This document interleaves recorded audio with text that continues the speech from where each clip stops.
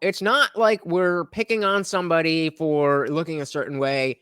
It's clearly somebody who is mentally ill.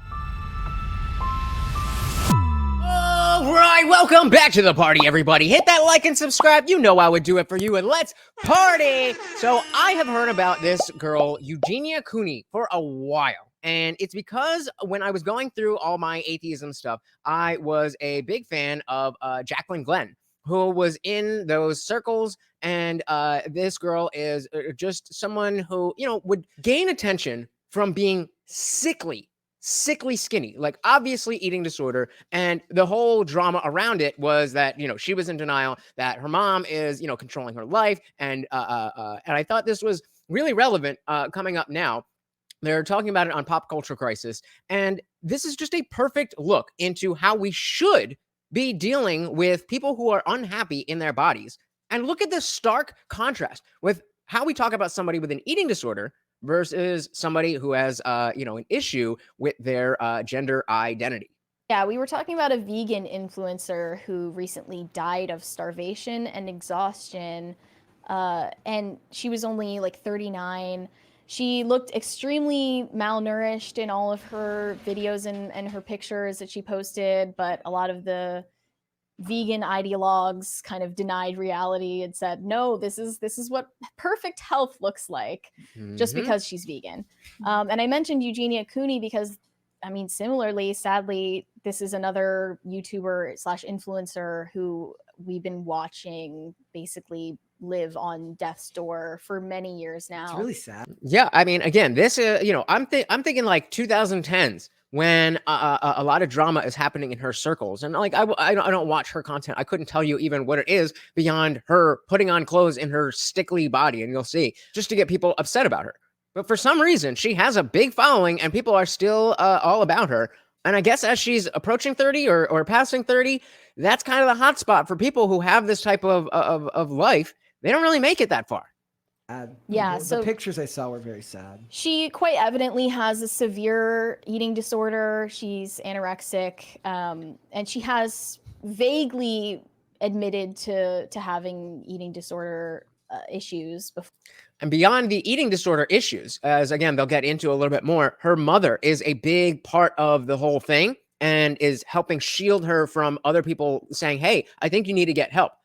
And so this is a perfect example of what we talk about all the time in the LGBT space of Munchausen by proxy, where parents will trans their kids just so that they can get virtue signal points. Look how it's treated when it's in a slightly different light.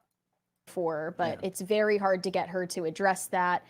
And I think I watched her like way back when like emo YouTubers were more of a thing, like My Digital Escape. If any of you know about that, let me know in the chat.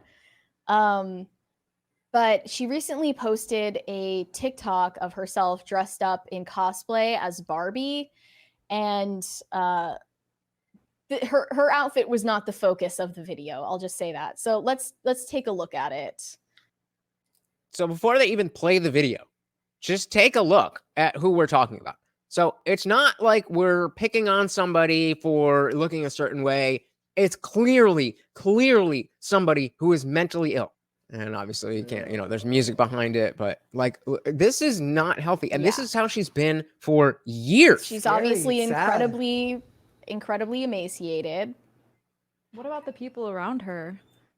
That's something that's a good question. The reality is, she doesn't really have friends or people around her at all. Like her. And again, that is a purposeful part of Munchausen by proxy. And again, this is her mother saying that she's fine to continue making these videos. She doesn't need to worry about this, that, and the other. Again, I don't know the specifics, so if I get, fact check me in the comments if you need to. But we are seeing this mother allow her child to literally end herself. There is not much left of your daughter. And everybody can see that this is wrong. So how come we can't see that when it's in a slightly different light? Media? Maybe? Who knows? A mom or something? Well, I found out about this because Shane Dawson did a kind of 2-part documentary thing about her. And he kind of naively wanted it to have this happy ending, like, oh, she went to treatment, she got better, yay, happy ending, it's over now. But that clearly wasn't the case. Basically, she was friends with a group of other YouTubers in the past. And Jacqueline Glenn was in this group, which is how I am even aware of her. And they decided that they would coordinate hanging out with her, which is very Mhm. difficult to do because she has a mother who keeps constant supervision over her. Yeah. Even though she's 29, she kind of lives like she's a teenager, lives with her mother, and is under constant watch, not for good reasons. She's chauffeured everywhere. This is but not these the lady YouTubers, who somebody in the chat says, is she not the It's lady not who the passed same away? one. It is not the lady who passed Yeah. away. They coordinated hanging out with her, and then they called the cops, and she got 5150. Basically, she got involuntarily committed, and Justifiably so, if I may say so myself. she was involuntarily sent to treatment for her eating disorder because she's quite evidently, slowly killed herself. Mhm. And late 20s, early 30s is like known as like the death zone for people with anorexia. Like if you don't recover before then, you're very likely to either die during that window of time or cause yourself extreme health issues for the future if you do recover in that time period. And how often do we talk about the time period for transitioners, that 7 to 10 year time period, that either you're going to, meet the same end or you're wanting to detransition? Again, I ask, what is the difference between these two scenarios? I don't know that there is one. But for some reason, we can all agree that this Eugenia girl needs help. We can all agree that the mother isolating her, we can all agree that the mother keeping her in denial is a bad thing. So what is different about this situation and every single trans kid that is out there? We're talking about children. If you're an adult, do whatever the hell you want. But even in this case, we see that even though Eugenia is an adult, we still see the issue. We're not talking about a child. We're not talking about a 7-year-old. We're talking about a woman who's only almost 30 years old. And still, we have this worry of what's going on with her. Again, I ask, what is the difference? And if you can't answer, then you know that there is no difference. And this is exactly why we need to continue pushing back against this.